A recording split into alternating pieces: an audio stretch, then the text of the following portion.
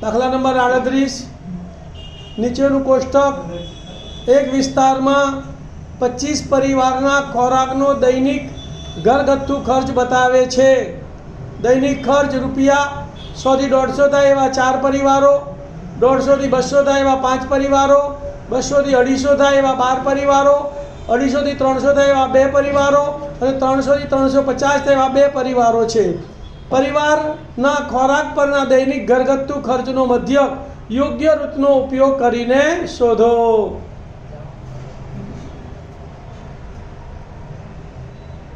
ચલો અહીંયા ધ્યાન આપો. અહીંયા વર્ગ લંબાઈ સમાન આપેલી છે એટલે આપણે પદ વિચલનની રીતનો ઉપયોગ કરીશું. પદ વિચલનની રીતમાં કેટલા ખાનાનો કોઠો બને? 5 ખાનાનો કોઠો બને.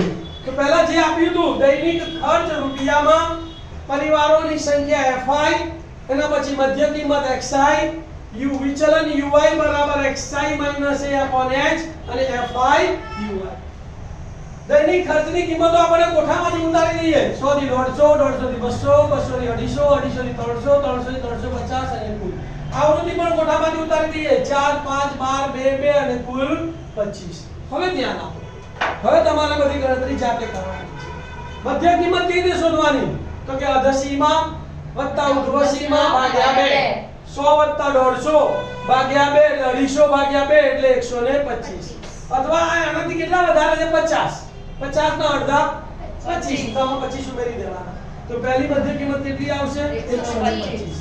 હવે તમારી વર્ગ લંબાઈ કેટલી છે? 50. વર્ગ લંબાઈ 50 છે. તો બધામાં 50 50 ઉમેરીને દરેક વખતે સરવાળો કરવાની જરૂર. તો 125 વત્તા 50 એટલે 175, 175 વત્તા 50 એટલે 225, 225 વત્તા 50 એટલે 275 અને 275 વત્તા 50 એટલે 325. બરાબર. હવે તમારે પદ વિચલનની રીત છે એટલે વચ્ચેવાળી સૌથી મોટી આવૃત્તિ કઈ છે? 12. તો વચ્ચેવાળીને આપણે ધારી લઈએ a. તો શું લખીશું બોલો? ધારેલ મધ્યક a બરાબર 225. હવે એનો ui શોધવાનો છે. જેને આપણે a ધાર્યો એનો ui કેટલો આવે? 0. ઉપર -1 -2 નીચે 1 અને 2 અને અહીંયા આવશે ડેશ. ક્લિયર? હવે કોનો ગુણાકાર કરવાનો? fi અને ui નો.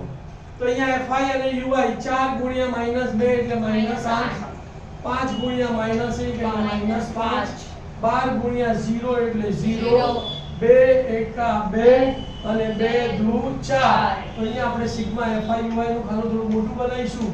તો સિગ્મા fi ui પહેલા ઋણનો સરવાળો કરીએ. તો 8 ને 5 13 એટલે -13, પ્લસનો સરવાળો કરીએ. 4 ને 2 6 એટલે +6. તો 13 માંથી ને 6 જાય તો કેટલા રહેશે બોલો? 7. પણ મોટી સંખ્યા માઈનસ છે તો બરાબર કેટલો જવાબ આવશે? -7. હવે સૂત્રનો ઉપયોગ કરીશું. હવે મધ્ય x બાર બરાબર a plus sigma fi ui upon sigma fi into x. તો માટે x બાર બરાબર એની જગ્યાએ કેટલા લખશો બોલો? 225 વત્તા સિગ્મા fi ui કેટલા આયા? -7 છેદમાં સિગ્મા fi કેટલા છે? 25 અને ગુણ્યા h કેટલો છે બોલો? 50. તો અહીંયા આવશે 50. સાદરૂપ આપીશું. હવે ધ્યાન આપજો. x બાર બરાબર 225 તો m ના m પ્લસ માઈનસ અહીંયા ભાગ 4 છે. 25 એકા 25 અને 25 50. તો 7 દુ 14. તો 225 માંથી 14 બાદ કરીશું. 5 માંથી 4 જાય તો 1, 2 માંથી 1 જાય તો 1 અને 2 ના 2. x બાર બરાબર કેટલા આયા? 211 અને એનો એકમ શું છે? રૂપિયા. બરાબર. ખ્યાલ આવી ગયો?